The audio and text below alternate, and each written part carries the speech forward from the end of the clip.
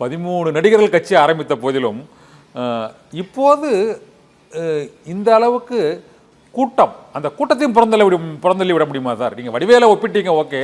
ஆனால் அதையும் தாண்டி இந்த கூட்டம் ஒரு இளைஞர்கள் மற்றும் புதிதாக அரசியல் ஆர்வலர்களிடையே திமுக அதிமுக மீது ஒரு சலிப்பு, அல்லது திமுக அதிமுகவே அந்த கட்சியின் மூத்த தலைவர்கள் ஒவ்வொரு மாவட்டத்திலும் இருக்கக்கூடிய சூழ்நிலையில் அந்த இளைஞர்களுக்கு ஒரு வடிகாலாக தேமுதிக கட்சி வந்தது. ஆனால் அதைவிட ஒரு படி மேலே, அதைவிட உச்ச பெற்ற ஒரு நடிகர் விஜயகாந்தை விட புகழ் மற்றும் மார்க்கெட் உள்ளிட்ட அந்த அதிக உச்சம் தொட்ட நடிகர் விஜயினுக்கு கூடும் இந்த கூட்டத்தை ஒட்டுமொத்தமாக அது புறந்தள்ளுவது வடிவேல் கூட்டம் என்று புறந்தள்ளி விட முடியுமா? அல்லது அவர் ஒரு தாக்கத்தை, குறிப்பிட்ட அளவு தாக்கத்தை, அவர் என்ன சொல்றாரு, இப்போ திமுக எங்களுக்கு தான் போட்டிங்கிறாரு. உண்மையிலே திமுக தாவேக்காவுக்கும் தான் போட்டியா, திமுகவுக்கும் அதிமுகவுக்கும் அதிமுக பாஜக கூட்டணிக்கும் போட்டியா சார்? களத்தில் திமுகவை எதிர்த்து நிற்பதற்கு அதிமுக மட்டும்தான், அதோடு கூட்டணி மட்டும்தான்.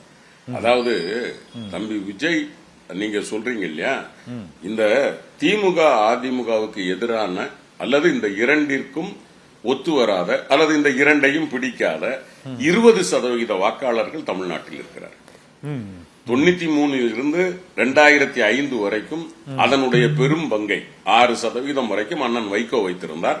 பாட்டாளி மக்கள் கட்சி கொஞ்சம் வைத்திருந்தது, பாஜக கொஞ்சம் வைத்திருந்தது, மற்ற கட்சிகள் எல்லாம் சேர்ந்து ஏறத்தாழ 20%. அது அப்படியே மடை மாறியது. யாருக்கு? கேப்டனுக்கு மடை மாறியது. 8 to 10% அவரிடம் போனது. அண்ணன் வைகோ 2% போய்விட்டார். அதற்கு பிறகு பாமக குறைந்தது, இப்படி குறைந்தது. ஆனால் ஒட்டுமொத்தத்தில் 2014 இவர்கள் எல்லோரும் சேர்ந்து நிற்கிற போது 19% வாக்குகள் வாங்கினார்கள். இன்றைக்கு அந்த 16 கேப்டன் அவர்கள் போன பிறகு அந்த 8% ஏறத்தாழ சகோதரர் சீமானுக்கு போய் சேர்ந்தது. மற்ற கட்சிகள் 3, 2, 2 என்று இருக்கிறது. இப்பொழுது ஒருவேளை விஜய் கட்சி அந்த இளைஞர்கள் பக்கம், அந்த நமக்கு திமுக அதிமுக என்றாலே ஒரு அலர்ஜி என்று பார்க்கிற கூட்டம் சகோதரர் சீமானிடம் இருக்கிற 8, 6% வரைக்கும் வேண்டும் என்றால், அல்லது 5% வரைக்கும் விஜய்க்கு போகலாம். அதை தாண்டி அது போகிற போது சீமான் தன்னை இழப்பார். அதே போன்று சில கட்சிகள் தங்களினுடைய இளைஞர் பட்டாளத்தை இழக்கலாம். திராவிட முன்னேற்ற கழகம் ஒருபோதும் அந்த கழகத்தில் இணைந்த இளைஞர்கள் யாரும் வெளியே போவதற்கில்லை. நீங்கள் சொல்வதை போல 10 ஆண்டுகளுக்கு ஒரு முறை ஒரு புதிய தலைமுறைகள் உருவாகிறது. அந்த உருவாகும் போது அவர்களுக்கு என்று ஒரு கவர்ச்சிகரமான தலைவர் தேவைப்படுகிறார்.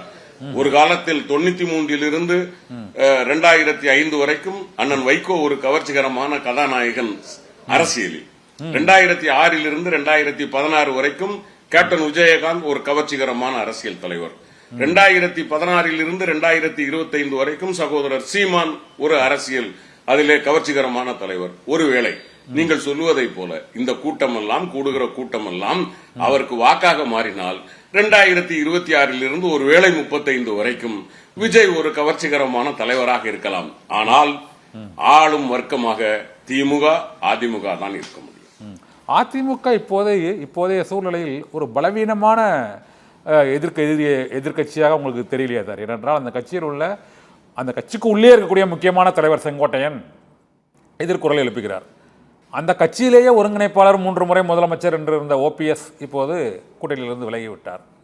அந்த கட்சியில் ஒரு குறிப்பிட்ட அளவு வாக்குகளை 2 தேர்தல்களில் நிரூபித்துள்ள அந்த டிடிவி தினகரனும் இப்பொழுது இபிஎஸ்ஐ முதலமைச்சராக நாங்கள் வேட்பாளராக அறிவித்தால் அந்த கூட்டணியில் இருக்கவே முடியாது என்று திட்டவட்டமாக அவரும் அறிவித்து விட்டார். இந்த சூழ்நிலையில் திமுகவுக்கு ஒரு வலிமையான எதிரி அதிமுக தான் அப்படின்னு நினைக்கிறீங்களா சார்? இன்னும் நான் அப்படித்தான் நம்புகிறேன். ஏனென்றால் நீங்கள் சொல்லுகிறவர்கள் எல்லாம் தலைவர்கள், தொண்டர்கள் எங்கே இருக்கிறார்கள்?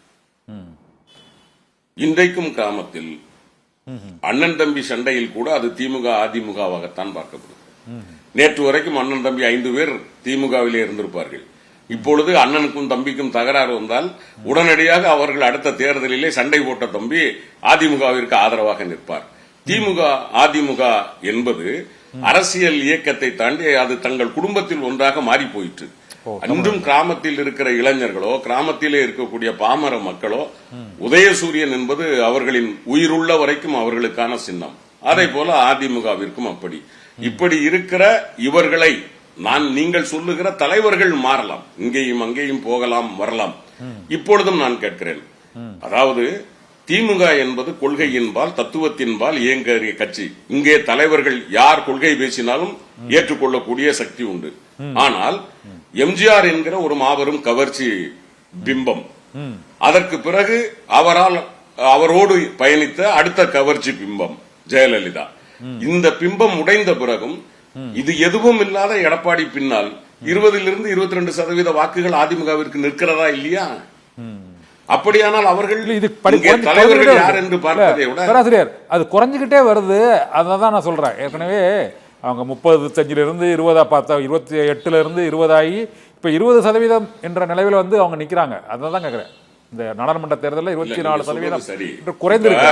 ஒண்ணு கேக்குறேன்னா 1991 திமுக வாங்கின ஓட்டு 22%, 96 ஜெயலலிதா வாங்கின ஓட்டு 19.8%. ஞாபகம் இருக்கா உங்களுக்கு? அந்த அம்மாவே தொகுதிகள்ல 2லயும் அவுட் ஆனாங்க. 91 அது ராஜீவ்காந்தி படுகொலை, அது இது 91 அவங்களுடைய எதிர்ப்பு அலை, இல்ல அந்த சூழ்நிலை சொல்றாங்க, ஊழல் எதிர்ப்பு அலை. அப்ப அங்கேயே அந்த சூழ்நிலையில் 19க்கு போயிருக்கிறது அதிமுக உண்டு. ஜெயலலிதாவை இங்க இருக்கிறவர்கள் எல்லாம் தூக்கி பிடிப்பது அதையே ஒப்பிட முடியுமா சார்? அப்ப கட்சி ஒன்றா இருந்தது சார்.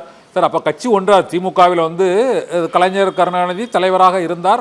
அந்த ராஜீவ்காந்தி படுகொலைக்கு அப்புறம் மீண்டும் வந்து 96 அதை ஒருங்கிணைப்பதற்கான ஒரு தலைமை இருந்தது.